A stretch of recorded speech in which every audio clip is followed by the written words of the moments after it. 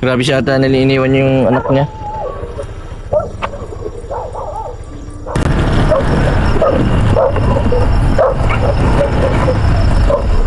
Casey. Casey, sakay na. Casey. Tara na. Sige na. Kita mo niya. Kita, tumakbo. Oo. Tawag natin dito. Gandang gabi, guys. Pero ano kasi, ito. Tingnan, 1, 2, 3. Hindi mo kita, pantay yan. Tara na, tara na. Tara na.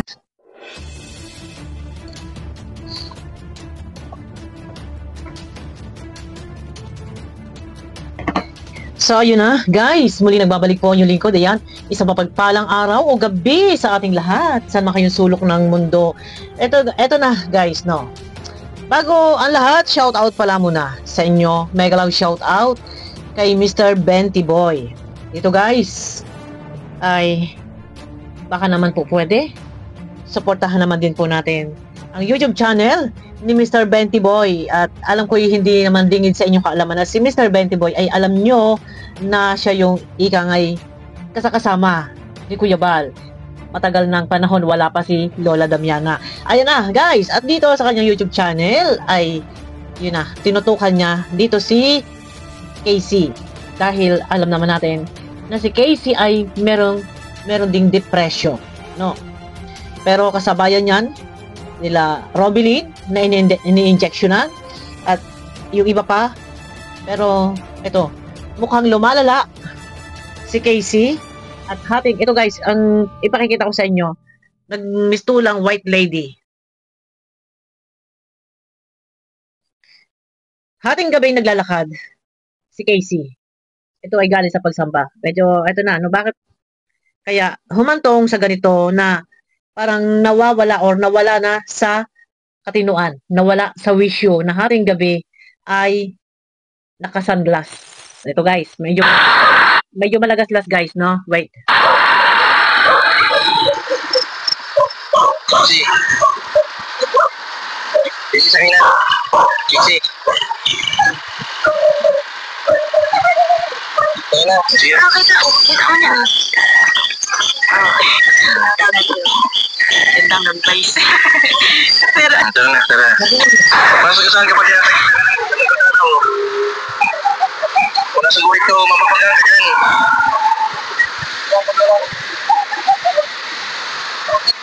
Hey, Casey. Mga kabente, mga kalingap, nandito ko pa rin.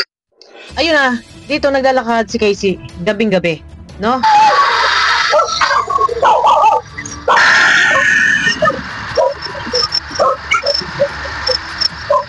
Casey. Casey, sakay.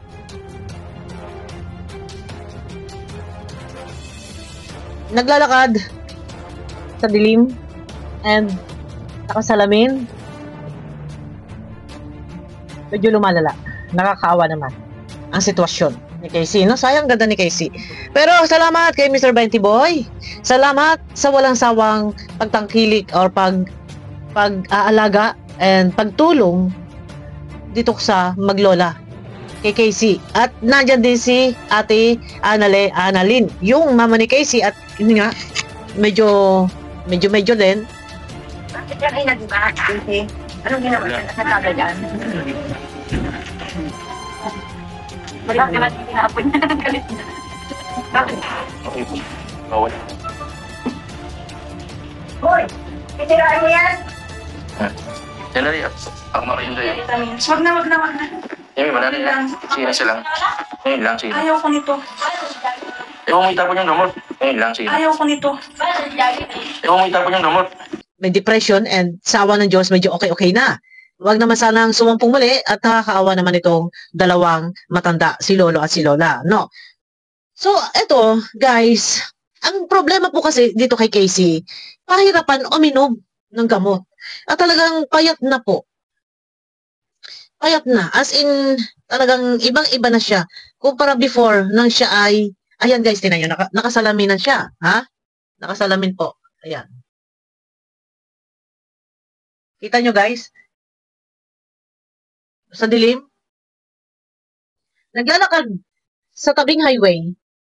ng nakasanglas kung kailan gabing-gabi. Nakita ninyo. Ang problema kasi dito guys, no? Ayan o.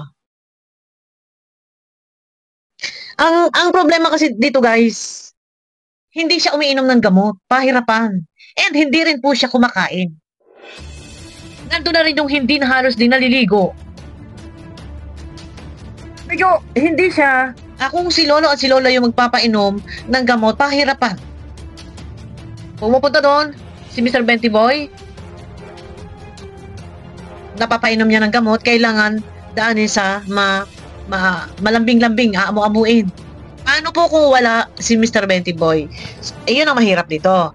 Si Lolo at si Lola, and yung si Ate Annalina, mama ni Casey, nandyan kasama, isa rin dagdag intindihin, si Annalyn, dahil nga nang meron ding depression, at medyo sa ngayon ay okay na, baka pag sumumpong na naman, ay paano na ang buhay? Pag sumumpong na naman, buti ko sa lahat ng panahon, sa lahat ng oras, ay naandyan si Mr. Benty Boy, para sila ay tutukan, sila ay gabayan, alagaan, tulungan, at matutukan sa pagpapainom ng gamot. Wala na ba kayang ibang pamilya na pwedeng makatulong kung wala si Mr. Benty Boy? Kagaya nga po niyan, sumamba. Ito si Casey kasama si mama niya, naglakad sa dilim, iniwan ni mama niya. Iniwan. Yung area ang pinaglalakaran ay sobrang daming medyo na disgrasya na rin. At ika nga, ay sabi nga daw po doon ng kapulisan, ay pagka merong mga luki-luki doon dumadaan, nililiguan lang at tinitira na. Alam nyo yun, dinadali. Yung pinagsasamantalahan na. Dito lang, ang ano ko lang dito, nakakaawa ang sitwasyon. Sayang ito si Casey. Kung ito ay hindi matututukan, ayan ay naggusto lang white lady naglalakad sa gitna ng at nagagaganon. Ayan. Gabing-gabi po yan. At napakadilim pa ng kalsada. Parang yung liwanag, parang wala pa yata ditong ilaw sa poste Kundi yung liwanag lang is yung liwanag ng mga dumaraan sa sakyan. And yung sa motor ni Mr. Benty Boy. Ito ang magandang gawin dito para sa akin, ito guys, no. Total, napakalayo ni Mr. Benty Boy. And napakahirap pa inumin ng gamot. Kailangan pang amu-amuin at hindi nakikinig kay Lola, kay Lolo, at lalo na sa mama niya. Panoorin nyo guys, yung mga update ni Mr. Benty Boy, ito pinakita ko pa lang na ito 2 weeks ago na to. Pero tingnan nyo po yung ibang video, may mga bagong upload. Tingnan nyo po, at hindi natin pwede reaction na yun, hintayin natin yung 24 hours. Medyo pahirapan. Paano nga kung hindi mapuntahan ni Mr. Benty Boy? Paano to? Lalala. So ngayon, ang magandang gawin dito, kung mahihimok, no? Mahihimok si Lola ay yan, unang-una kasi sa base sa aking pagkakaalam na ito ay na-injection na ni Dr. Escuadra before. No? Kasama yan sila. Sino nga yan? Sila Robilyn. Yung isa pa sila, yung isang magandang babae ngayon ay Kalingap Angels na sa batch 2. Si Joby. Sino pa yung isa? Si Reyna. Kasabayan po niyan na-injection na sila doon sa bahay ni Robilyn. Pero, ito, lumalala at payat na payat. Siguro yung katawa, kung payat ako, mas payat pa siguro sa akin. Itong si Casey. Si Casey. Mas payat pa sa akin. As in, hopyak yung mukha niya. And yung mata kasi niya is bilugan. No? Ano na siya? Kumbaga, hindi na siya, parang hindi na, basta payat siya. Kung ito yung na-injection na noon, at hindi gumaling, ano ang marapat gawin? Pwede po kayo mag-suggest, pwede pag-usapan natin sa comment section, guys. At baka si Mr. Benty Boy ay nandyan, mapapanood ang ating video, at least merong alam na kung ano yung mas makabubuti pa. Maliban sa pa-injection, pwede bang i-admit sa alam niyo na yun, yung sa, sorry, kung halimbawa sa mental, sorry, real talk tayo, pwede ba? Kaya? Kasi na-injection na ito before ni Dr. Escuadra, pero parang tingin ko ay hindi siya gumaling. Hindi na po naliligo. Inaabot po ng 1 week. Itong si AC. So, pwede niyo po puntahan sa YouTube channel po ni Mr. Benty Boy. And doon, wala siya, kumbaga parang nahihirapan na din si Lola na sa pagpapainom ng gamot, halos hindi pinakikinggan. No? Hindi niya, alam niya ng ibang viewers, malamang napapanood ninyo. walang kinatatakutan. So paano kung walang Mr. 20 Boy na pumupunta doon para sila ay damayan, samahan, tulungan sa pagpapainom ng gamot, lalala at lalala. Sayang po kasi napakaganda bata, napaka mistisa, napakaganda, as in napakaganda nito ni Casey. Sayang naman kung ay lalala na lalala. Pero thank you kay Mr. 20 Boy. Nandiyan po si Mr. 20 Boy at ika nga may plano. No, dapat nung mga nakaraan ay ito ay dadalhin sa Naga, so binaha. Kaya naudlot, hindi na dadala sa Naga kung ito ipa-injectionan or ano. Pero mahirap kasi kung kahit man ito ipa-injectionan and kung meron pang iba bukod sa injection, merong maintenance na iinumin, ay paano nga po kung hindi umiinom ng gamot? Yun ang problema dito. Paano gagaling? Gayong sila lola, hindi kaya pa inumin ng gamot. At ang isang masaklap dito, guys, kapag ito kasi si lolo at si lola ay naghahanap buhay, yan, nagtinda ng isda, nagtitinda ng banana chips, eh, naiiwan. Itong si Casey at si mama niya ay lumalayas, naglalagalag, sumisimba, or kung saan napunta, kahit gabi. Ay paano nga po? Baka kadiskarte itong dalawang matanda sa paghahanap buhay. Kung merong iiwanan po, merong depression na nandiyan sa loob ng bahay. At madadatnan ay wala. Yun yung problema dito. No? Ang magandang solusyon ay gumaling. So, paano nga pong gagaling? Kung ito man ay pa-injectionan, and kung merong maintenance na kailangan inumin, tutulak ng tubig ay ayaw nga pong uminom, ito yung mahirap. Eh, tingin ko ay parang hindi rin sinusunod si lolo at si lola. Hindi rin pinakikinggan.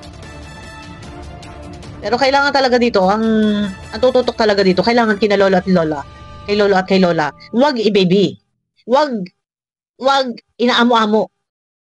Kailangan magiging matapang, kasi hindi naman pwedeng daanin po sa dahas. Ibig ko sabihin, kailangan matigas yung boses, hindi yung apo, ay inog, nini, bunso, ay, hindi pa pwedeng ganun. Kasi labas lalong, magtatatawa lang yan kung walang kinatatakutan. No. Ang importante dito talaga ay makainom ng maintenance. Ang problema ay pahirapan pong uminom. Pero salamat kay Mr. 20 Boy. Talagang umulan at bumagyo ay lagi ka na dyan. Yan, ito yung yung isang charity vlogger na talagang umulan man yan at bumagyo ay hindi hadlang anumang lakas ng kahit gabi. Oh, di ba? Kahit gabi. Ay ito, puntahan nyo guys sa YouTube channel ni Mr. 20 Boy. Kahit gabing-gabi, talagang isang tawag lang ng lola ni Casey. Talagang nandyan yan. On the spot talaga, andun, halos lipa rin na ang kalsada. Pagka yan ay ito, thank you kay Mr. 20 Boy, talagang maasahan, maagap. Yan, guys, supportahan po natin si Mr. 20 Boy. No, talagang ang kanyang ginagawa pagtulong sa kapwa, walang araw, walang gabi. Anumang oras yan. Tawagan mo ay darating. No, kahit yan ay bagyo, baha. Yan. Pero malayo yung bahay nila Casey, nila Mr. 20 Boy. Yun nga lang, paano nga kung halimbawa si Mr. 20 Boy ay may pinagkakaabalahan, busy, or medyo masama pakiramdam, paano pagka ganito medyo malala, critical? Kagaya nung na-reactionan ko nung nakaraan, si Casey na nakatayo sa kama, nagagaganon sa kesame. No? Ay, itong si mama niya, medyo okay na, nakakainom ng gamot. Ay, baka mamaya sumumpong na naman, no? Nakakawa kasi dito yung dalawang matanda, naghahanap buhay, minsan nagde-deliver ng banana chips, pagdating wala sa bahay, kahit gabi. Nasaan? Naglalakad doon sa dilim. Yun ang mahirap dito, ay salimbayan po ang mga sasakyan. No? Ayun na, guys, suportahan naman po natin si Mr. 20 Boy. Maaari niyo pupuntahan ang kanyang YouTube channel. Scroll lang kayo doon sa upload niya. Marami pong upload patungkol dito kay Casey. Yan. Guys, suportahan po natin Mr. 20 Boy. Pwede niyo pong search, puntahan ang kanyang YouTube channel. Ayun na, may galang shoutout, guys. At abangan niyo ako sa aking next video. Bye-bye.